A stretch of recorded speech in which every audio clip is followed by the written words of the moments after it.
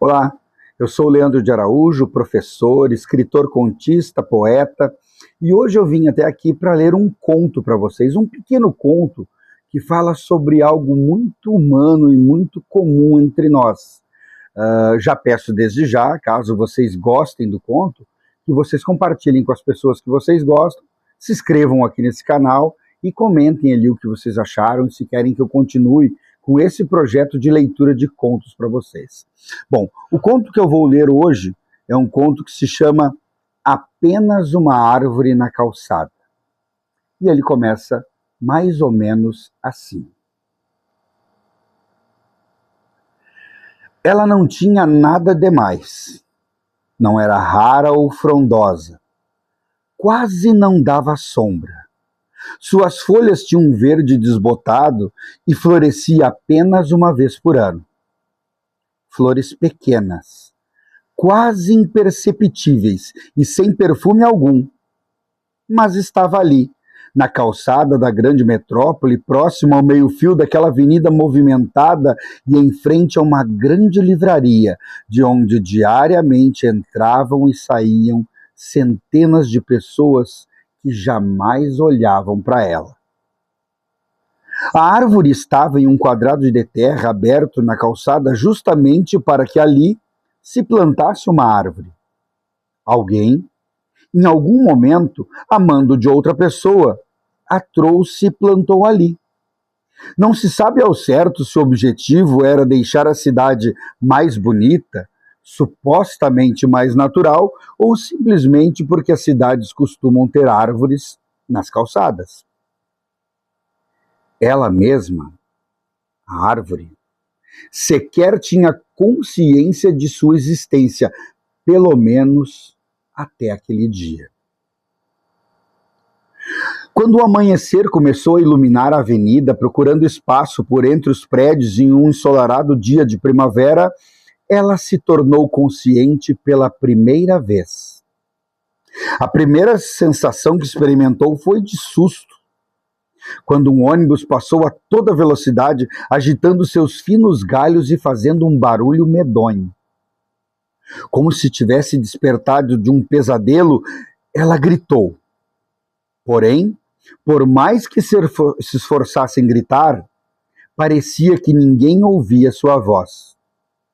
Ficou por muito tempo gritando em todas as direções, mas as pessoas sequer demonstravam que estavam ouvindo ou que se importavam.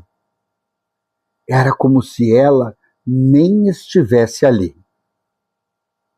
Cansada de tanto pedir por socorro sem resposta, respirou fundo e decidiu que a ideia mais inteligente seria sair do lugar e tentar descobrir onde estava. Fez muita força na tentativa de escapar do quadrado de terra, mas raízes fortes e profundas aprendiam ao solo de tal maneira que nenhum esforço que fizesse era capaz de libertá-la. A frustração de não conseguir sequer deixar aquela prisão de terra fez com que a árvore experimentasse pela primeira vez a dor. Não apenas uma dor física, mas uma dor na alma, se é que uma planta podia ter alma. Desesperada, procurou acenar. Pediu por favor. Chorou. Ninguém notava que ela estava ali. Nada. Ela, a árvore, então sentiu-se sozinha naquela solidão tão profunda e dolorosa. Queria voltar a ser como era antes, quando apenas existia, sem consciência ou, principalmente, dúvidas. Tal qual a placa com o nome da livraria, que só estava ali porque precisava estar. Chorou, mas em seu pranto não havia lágrimas. Apenas algumas folhas amareladas caíram suavemente, como em um balé. Umas poucas no quadrado de terra, outras levadas ao vento na calçada. Seriam varridas, colocadas em sacos e jogadas na lixeira. Nem para adubar a própria árvore serviriam.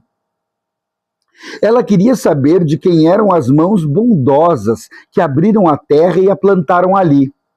Quem regou suas jovens raízes? A quem sua sombra diminuta poderia abrigar em um dia de sol escaldante? Qual o sentido de uma existência que passa despercebida por todos? Por quê? Por quê? Seus lamentos, assim como suas perguntas, pareciam ter caído no vazio. Pessoas passavam apressadas, sérias, olhando seus smartphones, algumas em grupos, sorriam e falavam alto. Alguns casais de mãos dadas, crianças, corriam do outro lado. Carros e ônibus disputavam espaço, buzinavam.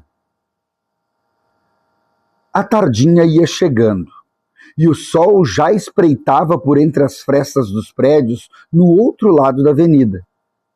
Ela, melancolicamente, aguardava a noite chegar, na esperança de que, no dia seguinte, voltasse a ser apenas mais uma coisa a compor a paisagem urbana da cidade grande. Como uma placa, a calçada ou o asfalto, apenas existindo.